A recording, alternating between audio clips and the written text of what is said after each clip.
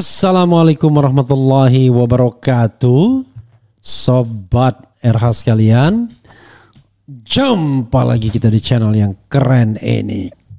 Keren cadas. Ya, sobat RH sekalian, ini ada berita yang menarik ya soal pergantian Kapolri. Ya, bahkan pengamat ini menyebut bintang 2 inisial R dan tidak beririsan dengan Listio Sigit. Jadi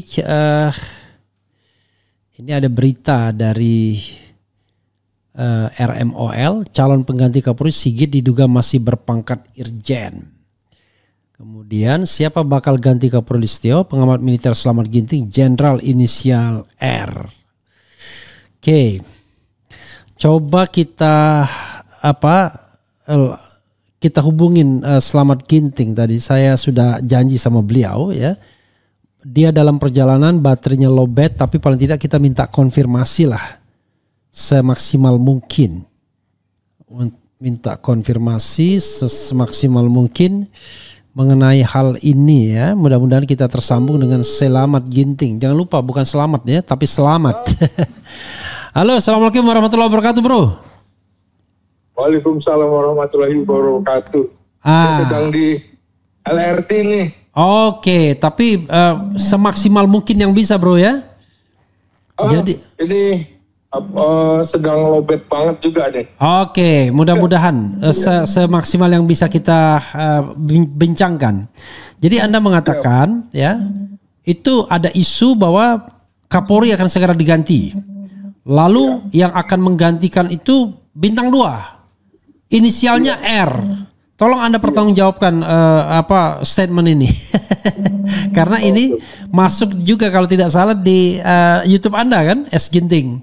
Iya, betul. Oke, silakan. Dalam tempo yang selengkap-lengkapnya. Iya, jadi Bung Refli, saya melihat bahwa memang sudah waktunya diganti. Karena ini juga sudah lebih dari 6 bulan pemerintahan Presiden Prabowo. Nah, Listio Sigit Prabowo ini kan menjadi Kapolri eranya Jokowi ini 4,5 tahun, yang terlama dari sejak era reformasi. Nah, menurut saya begini, ini kan Prabowo sedang melakukan bersih-bersih, terutama di kepolisian. Karena itu saya perkirakan, saya analisis bahwa Prabowo akan mencari figur yang risetnya dengan Presiden Jokowi. Karena itulah. Sorry, tadi terputus. Figur yang apa? Anda bilang figur yang? Mencari figur yang tidak ada irisan dengan.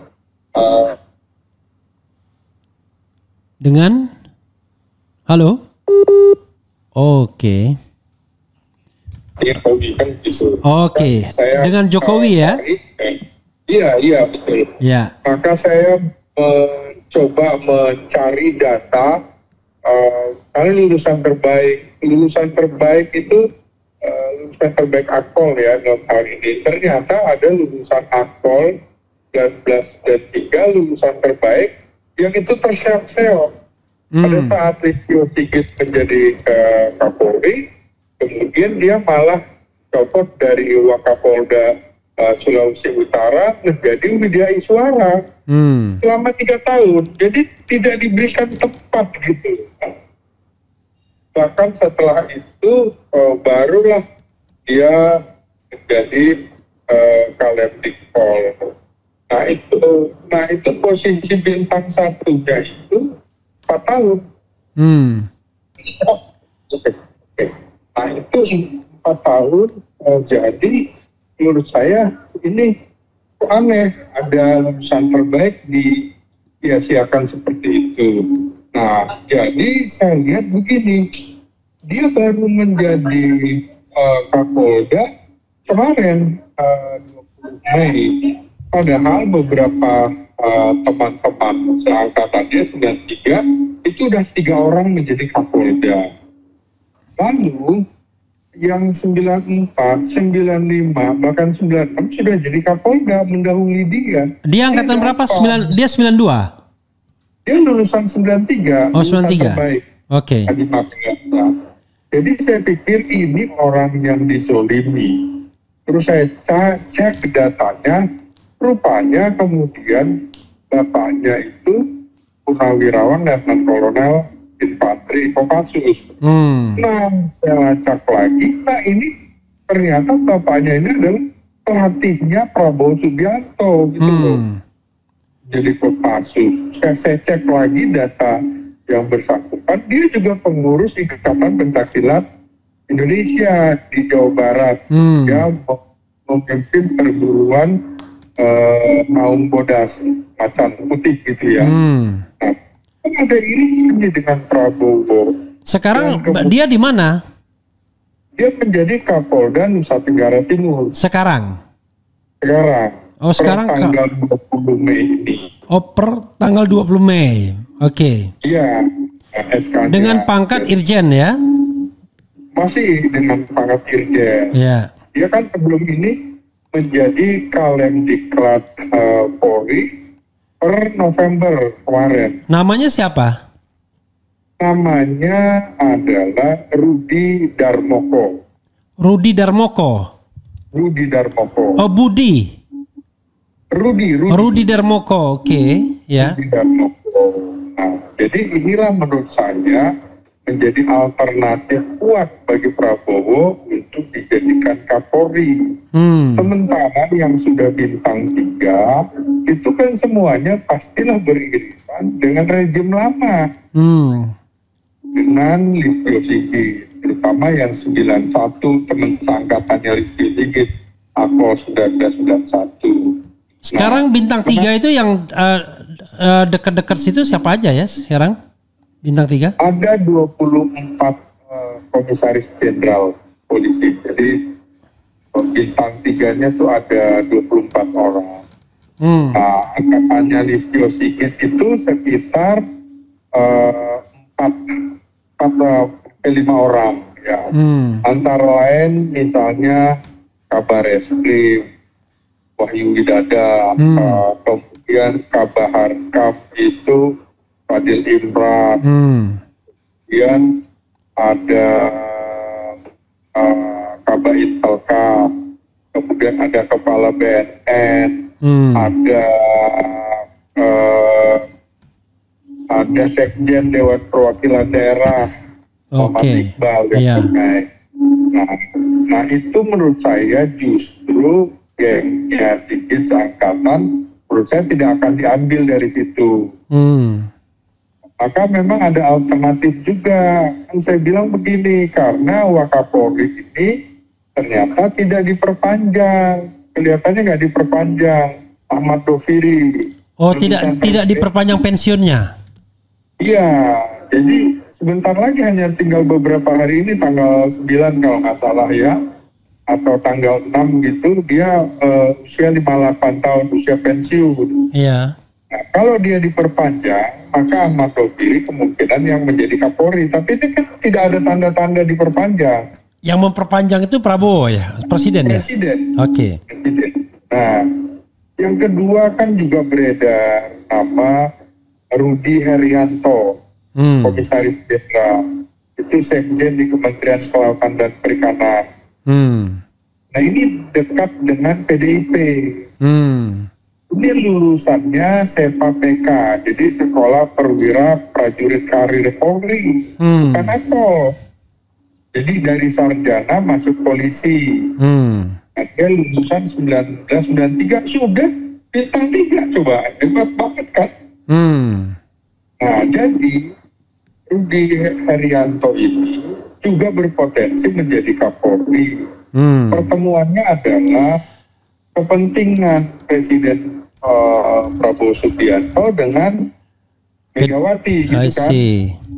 Nah, jadi ini barangkali untuk melawan Jokowi, terutama melawan niat pemakzulan Gibran, itu bisa terjadi tuh.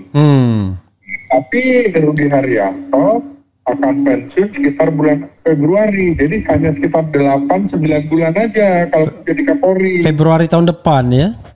Iya, nah nanti bisa jadi Rudi Darmoko inilah yang akan menjadi Kapolri berikutnya. Jadi peralihan aja Rudi Haryanto itu. Jadi tiga skenario menurut saya yang mungkin bisa dilakukan. Dinamika politiknya pasti. Tiga skenario itu apa aja? Satu Ahmad Doviri. Ahmad Doviri diperpanjang. Kalau dia diperpanjang jadi Kapolri bisa. Ya. Yang kedua Rudi Haryanto. Kalau memang itu karena itu titik temu antara Prabowo dengan PDIP kan gitu. Ya. Itu bisa. Yang ketiga ya skenario-nya Rudi Darmoko. Rudi Darmoko berarti dibintang 3-kan dulu ya. Ya tapi dibintang 3-kan dulu bisa walaupun sehari, 2 hari, 3 hari gitu. Ya, seperti kasus Timur Pradopo gitu. Iya, Timur Pradopo, Tito Karnavian hanya itu. pinjam jabatan Kabaharkam kemudian menjadi Kapolri. Kan bisa mau sehari 2 hari yang bintang 3 pun bisa jadi bintang 4 karena udah sangat politis sekali. Iya. Nah, itu pertimbangan saya, Bu. Oke bro, saya menghargai karena Anda baterainya lowbat, nanti nggak bisa dihubungin orang lagi ya. Mudah-mudahan sampai tujuan dengan baik, selamat. Ya. Oke. Makasih yang dari LRT. Ya. Oke, makasih. Assalamualaikum. Yo, assalamualaikum warahmatullahi wabarakatuh. Waalaikumsalam. Ya, saudara sekalian, itu tadi dari Slamet Ginting ya. Bicara mengenai pergantian Kapolri. Dia menyebutkan 3 skenario. Skenario pertama adalah yang akan menggantikan adalah Ahmad Doviri. Ahmad Doviri ini Wakapolri sekarang, sudah Komjen. Dan Ahmad Doviri ini kalau tidak salah ya dia lebih senior daripada Sigit Listio. Yang kemudian berikutnya adalah Komjen juga Rudi Haryanto yang sekarang Sekjen Kementerian Kelautan dan Perikanan ya, itu punya peluang juga, tetapi dia pensiun bulan Februari.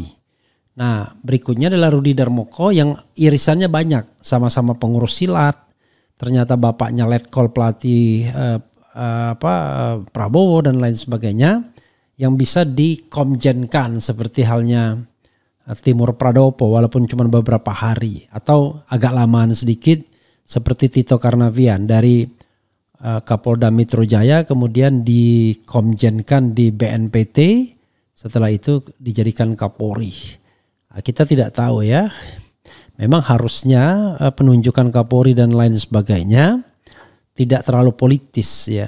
Harusnya kan dicari yang namanya kader terbaik dari kepolisian, tetapi tidak bisa dimungkiri bahwa yang namanya Kapolri memegang peran strategis dalam banyak hal, termasuk pemenangan pilpres segala ya. Nah itu ya sebuah fenomena yang tidak bisa kita mungkiri. Termasuk juga kalau seandainya dititipkan pesanan-pesanan untuk menyelamatkan siapa atau untuk memenjarakan siapa, banyak orang berkeyakinan ya, termasuk saya, bahwa peran Kapolri pasti sungguh sangat besar. Karena tidak mungkin seorang Kapolri tidak terlibat dalam kasus-kasus yang strategis seperti ijazah palsu misalnya. Gak mungkin rasanya tidak ada komunikasi ya, baik langsung maupun tidak langsung. Ya sekarang memang ada rotasi mutasi yang cukup bisa kita perhatikan. Tapi saya ingin mengatakan sesungguhnya sekarang Presiden Prabowo ini jangan main-main nih di lingkungan militer dan lingkungan polisi. Dia sedang melakukan bersih-bersih TNI dan polisi tanpa diketahui publik yang tidak paham itu. Publik melihat biasa-biasa aja. Tapi saya lihat tanda-tanda itu. Artinya apa? Kan orang yang dekat dengan Jokowi tapi kemudian loyalitasnya betul-betul tegak lurus dengan Jokowi itu akan dipenggal, Bung. Sehingga dalam kasus Rafael Granada yang dari Pangdam Jaya menjadi menjadi sestama Badan Intelijen Negara, itu artinya promosi karena sestama Badan Intelijen Negara itu posisi untuk bintang 3 kan. Dia menggantikan Letnan Jenderal Budi Utama yang ditugaskan menjadi Direktur Jenderal Bea dan Cukai. Nah, jadi publik juga nggak paham barangkali sesungguhnya kalau tentara disuruh milih berkarir di militer atau di jabatan sipil, dia pasti lebih memilih di jabatan militer. Karena seperti Jaka Budi Utama yang harusnya masih 5 tahun lagi masa aktifnya di tentara sesuai dengan Undang-Undang TNI nomor 3 tahun 2025 ini, dia rugi harus ke Dirjen Bea dan Cukai dan dipaksa untuk pensiun dini, sehingga dia hanya menjadi di situ ada P3K kan, jadi pegawai dengan kontrak gitu ya. Nah, dan itu nggak dapat pensiun dan bisa-bisa hanya 2 tahun 3 tahun selesai. Sementara kalau di karir militernya dia masih berpeluang untuk bisa menjadi bintang 4.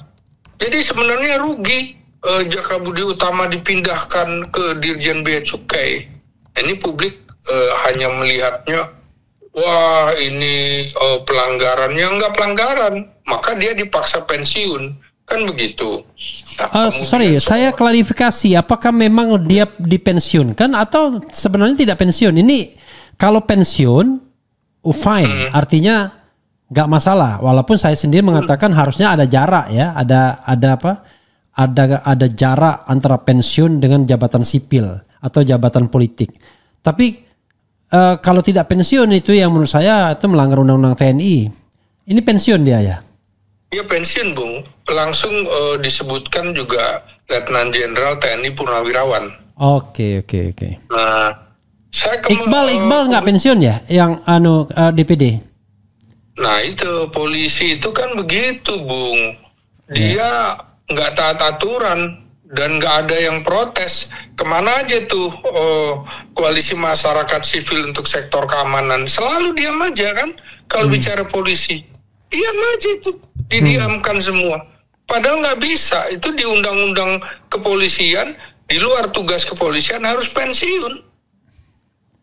Ya memang ada love house-nya itu ya, atas penugasan penugasan Kapolri. Tapi kan pengertiannya penugasan Kapolri terhadap area-area yang memang bisa menjadi tugas polisi kan. Ya makanya kan akal-akalan semua kan, sama dengan ketika penempatan posisi kepala daerah begitu kan, nggak pensiun, TNI lebih patuh pensiun itu, dipaksa pensiun. Marzuki yang punya kesempatan masih untuk bintang 3 udah jadi gubernur Aceh itu kan, ya akhirnya berhenti. Peluang dia sudah mau dipromosikan bintang 3, bintang 3-nya nggak dapat, jadi gubernur, tahu-tahunya cuma sekitar 2 tahun pensiun, rugi dia. Jadi sebenarnya banyak militer yang rugi dengan dipindah tugaskan ke luar lingkungan militer. Nah, kita mulai dari Rafael Granabay dulu ya. Jadi dia kan dipromosikan menjadi sekretaris utama Badan Intelijen Negara. Memang menarik, dia itu juga bekas komandan Pas Pampres era Jokowi terakhir lah ya, 2023, dan itu tidak terlalu lama juga. Nah kemudian di 2024 sudah menjadi Pangdam Brawijaya. Nah keterpengaruhan terhadap Jokowi menurut saya juga kecil sekali. Jadi ini kan karena penugasan, dia sebelumnya juga lebih banyak sebagai orang intelijen. Terakhir kan Direktur H Bais TNI, baru kemudian menjadi Komandan Pas Pampres. Maka kemudian dia dipromosikan menjadi Sekretaris Utama Badan Intelijen Negara. Ya memang bidang dia intelijen, sama dengan Jaka Budi Utama itu, dia juga orang intelijen, misalnya pernah menjadi asisten intelijen Panglima TNI. Jadi tracknya memang di situ. Nah, dia naik pangkat jadi letjen ya, enggak? Iya, jadi Letnan Jenderal, tinggal kemudian pelantikan menjadi Letnan Jenderal aja kan, menunggu menunggu keputusan presiden, karena kalau untuk jenderal kan SK-nya presiden begitu ya. Jadi menurut saya masih bisa dipahami, dan kalau saya lihat memang Prabowo konsentrasi sekali terhadap orang-orang Kopassus. Ini kan orang Kopassus semua ini, Bung ya. Baik misalnya Jaka Budi Utama, kemudian ini digantikan oleh Rafael Granabay, itu juga orang Kopassus. Nah, kemudian sekarang yang menarik bagaimana dengan Dedi ini kan? Ya, Dedi Suryadi. Dedi Suryadi, ya. Dedi Suryadi ini memang menjadi ajudan Presiden Jokowi. Sebentar, dia sebenarnya posisi yang menarik dari Dedi itu menjadi ajudan Presiden Jokowi pada tahun 2017-2019. Nah, saya melihatnya begini ya, dia kemudian juga tidak sekonyong-konyong naik begitu aja, enggak. Dari ajudan presiden dia juga ke Mabesar dulu, nganggur begitu ya, non-job begitu, lalu melalui proses intinya beda lah sama Andika gitu ya. Ya, melalui proses-proses jadi Kasrem di Bogor, kemudian baru jadi, dan rem di Solo ini pernah jadi Danrem di Solo, kemudian Danjen Kopassus, Kasdam di Ponorogo, Danjen Kopassus, Pangdam di Ponorogo, Pangdam Jakarta. Ini tentu saya berpikir keras nih, Bung, gimana caranya kok Prabowo percaya sama Dedi Suryadi yang banyak beririsan dengan Jokowi, sekurang-kurangnya pada saat menjadi ajudan presiden gitu kan, kemudian menjadi Danrem di Solo, lalu Kasdam di Ponorogo, Pangdam di Ponorogo. Nah, kalau Prabowo ingin bersih-bersih di TNI, berarti dia melihat loyalitas Dedi ini, itu dia hanya loyalitasnya utuh nih, Bung, sekarang ke Prabowo. Jadi yang kemarin itu hanya sekadar semata-mata karena penugasannya. Artinya Prabowo sudah mengecek lah orang ini kira-kira ya. Orang ini sudah dicek loyalitasnya kemana. Kalau yang tidak loyal terhadap Prabowo, saya kira tidak diberikan tempat seprestis ini. Contohnya kan Widi Prasetyono yang dulu juga menjadi ajudan Presiden Jokowi, itu kan langsung non-job, Bung, di Universitas Pertahanan, nggak ada jabatan dan segala macam. Karena dianggap tidak loyal kepada Jokowi ya 100% atau apa begitu ya. Dan kan tentara memang harus loyal, Bung. Celakanya atau tidak celakanya memang harus loyal siapapun yang harus memimpin dia. Cuma untuk kondisi politik tentu saja ada pertimbangan-pertimbangan tertentu. Makanya posisi dia yang dipercaya menjadi Pangdam Jaya saat ini pasti sudah dengan pertimbangan masak gitu ya, karena Prabowo sedang akan melakukan bersih-bersih. Karena ibu kota kita sesungguhnya kan masih di Jakarta, Bun, bukan di IKN. IKN kan kosong, nggak ada jabatan sama sekali di situ ya, omong-omong doang itu kan. Dan saya kira kalau udah firm itu selama 5 tahun nggak akan pindah kayaknya Prabowo. Iya makanya saya kira juga nggak ada. Nah, jadi saya melihatnya sebagai seorang yang sama-sama dari Sandi Yuda nih, Bung, kebetulan. Prabowo kebetulan juga Kopassusnya dia Sandi Yuda. Kopassus kan dibagi 3 ya. Ada Sandi Yuda, ada para komando, ada penanggulangan teror. Nah, Suryadi ini bagian Sandi Yuda sama dengan Prabowo. Jadi kemungkinan kesamaan Sandi Yuda itu lebih pada ini ya, apa taktik gitu-gitu ya, strategi gitu-gitu ya. Intelijen. Dia masuk pada lingkaran terdalam tuh bisa. Misalnya dengan GAM, dia justru dianggap sebagai orang GAM. Di OPM sangat orang ya, kayak OPM. Dan cerita tentang Sutioso waktu dia masuk ke Timur mungkin ya. Iya. Yang one way ticket gitu. Iya, jadi memang biasanya kalau dibunuh juga nggak diakui sebagai temannya, nggak kenal kan, kira-kira gitu kan Bu.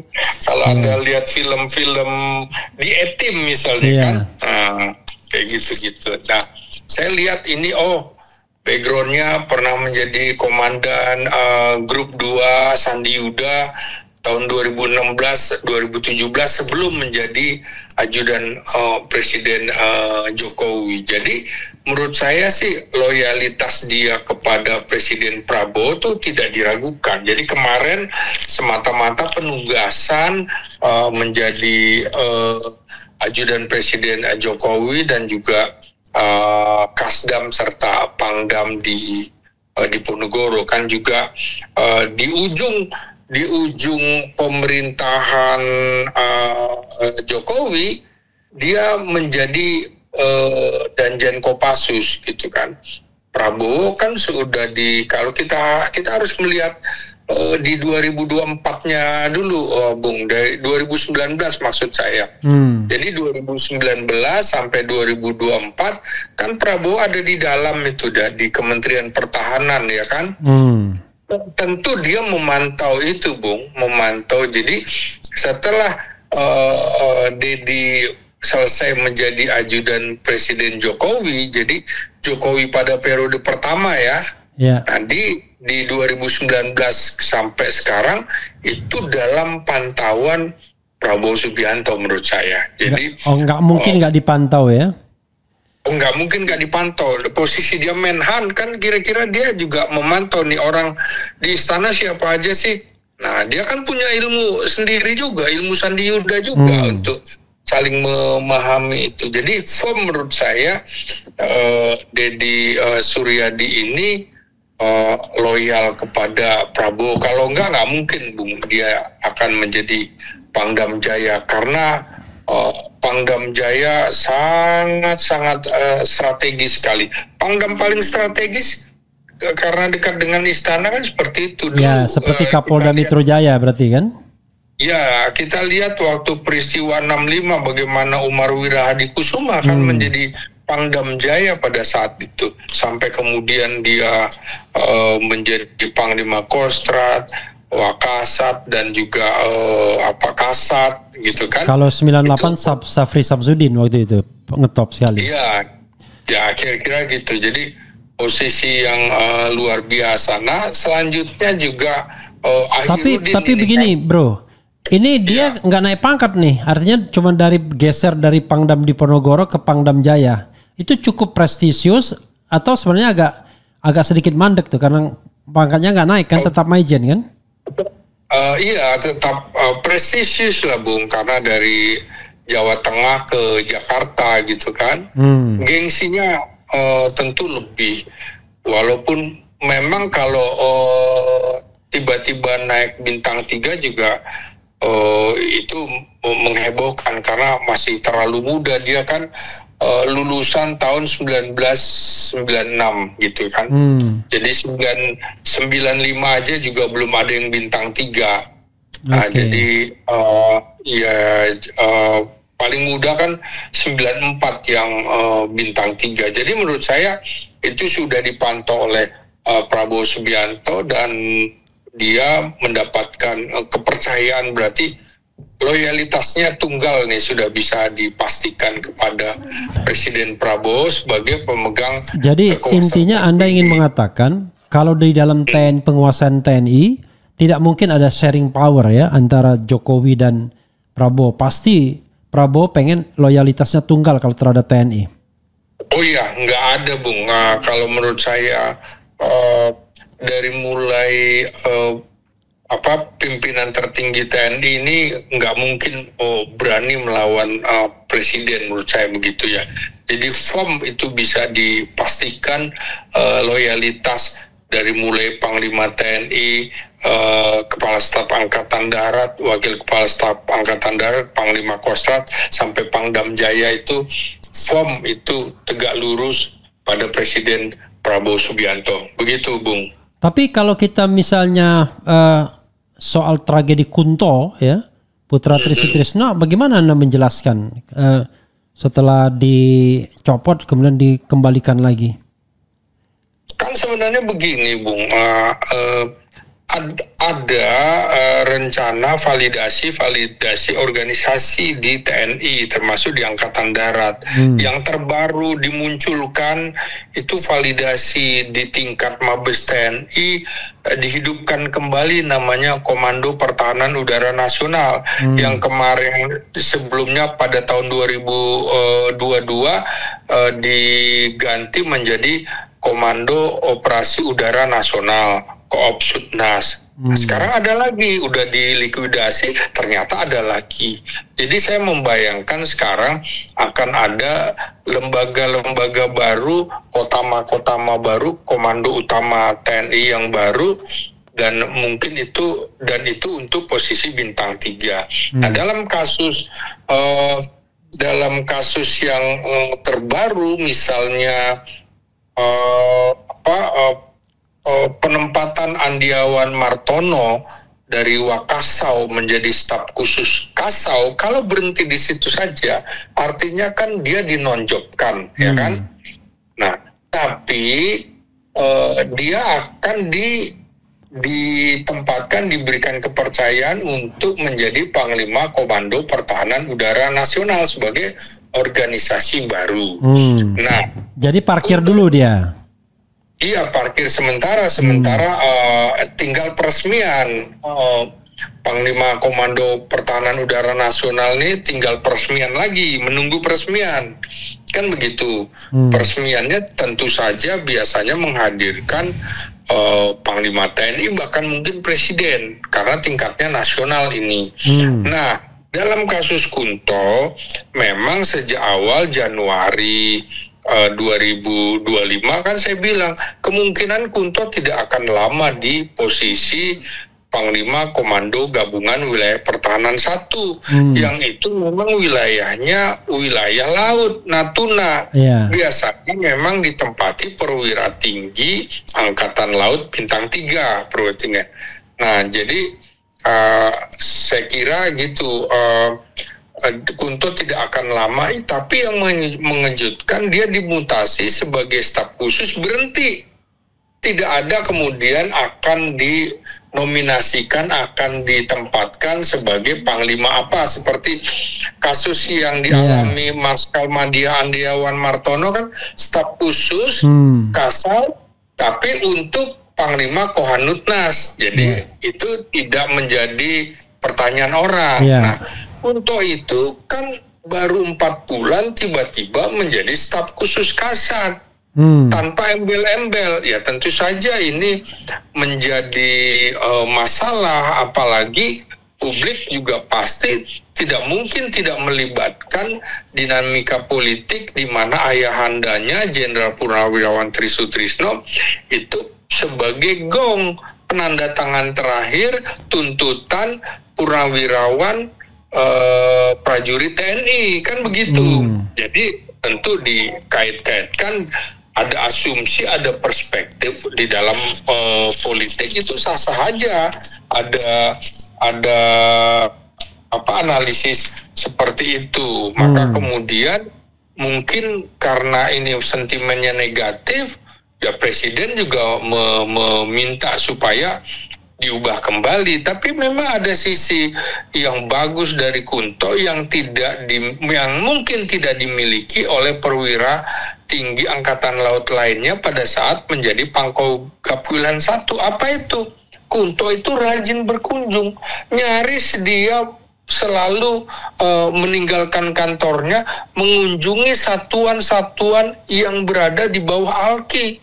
Ya Sumatera dikunjungi itu semua, ya utara, ya barat, ya sampai Banten begitu kan perbatasannya kan. Nah ini dia melakukan mendekatkan diri pada satuan-satuan tempur dan satuan bantuan tempur baik AD, AL, AU. Nah ini kelebihan Kunto Rajin, berbeda barangkali dengan yang sebelumnya sudah keenakan barangkali yang perwira tinggi angkatan laut. Nah tetapi ini menjadi pelajaran juga bahwa harus. Nah, salah satu kelebihan dari Angkatan Darat itu kan pembinaan teritorialnya, Bung, harus dekat dengan rakyat. Kalau Angkatan Laut dan Angkatan Udara karena di laut dan di udara mungkin tidak terlalu biasa. Makanya nama jabatan di Angkatan Darat juga misalnya asisten teritorial, Kasat. Tapi di Angkatan Laut asisten potensi maritim. Kalau di Angkatan Udara asisten potensi dirgantara. Padahal itu juga sebenarnya pembinaan wilayah. Nah, saya kira ada kelebihan Kunto dan ada kekurangan Kunto juga, dan ada kekurangan perwira tinggi Angkatan Laut, ada kelebihannya juga. Kelebihannya apa? Lebih mengetahui, mengenal tentang kapal-kapal perang, kan begitu, yang ini tidak dimiliki oleh Kunto. Tahu dia, nih kalau kapal jenis ini kira-kira seperti apa ukurannya di dalamnya, kekuatannya apa. Ya itu kan masing-masing ada kelebihan dan kekurangannya dan saling mengisi menurut saya, tanpa mengabaikan kelebihan-kelebihan yang dimiliki Angkatan Laut. Misalnya kalau Pangkogap Wilhan 1 dari Angkatan Laut, dia harus tahu kekuatan kapal perang Cina misalnya, karena yang kita hadapi sesungguhnya adalah Cina, kan begitu. Nah ini makanya menurut saya kalau situasi sudah normal, kemungkinan Kunto akan dimutasi dari Pangkogap Wilhan 1, tapi nggak boleh nganggur gitu kan. Karena kalau nganggur itu yang rugi kita semua, Bung. Rugi kita, membayar mahal seorang menjadi perwira tinggi tapi kok nganggur gitu kan. Bintang 3 lagi. Bintang 3 kan digaji dari pajak rakyat melalui APBN. Jadi sebenarnya menurut saya nggak boleh perwira tinggi itu nggak punya jabatan, tuh nggak boleh. Harus ada jabatan. Itu nggak boleh. Kalau ada perwira tinggi nganggur itu berarti salah pimpinannya. Nggak boleh gitu. Nah jadi saya kira nanti Kunto juga akan digeser, akan ditempatkan kembali perwira tinggi bintang 3 Angkatan Laut di sana, dan Kunto mungkin mendapatkan jabatan-jabatan, apakah itu di lingkungan Angkatan Darat, di lingkungan TNI, atau di lingkungan Kementerian Pertahanan, kita tunggu saja, atau barangkali ditugaskan di luar bidang pertahanan keamanan. Kalau ada tugas-tugas khusus dari presiden, ya bisa saja. Itu penjelasan saya, Bung.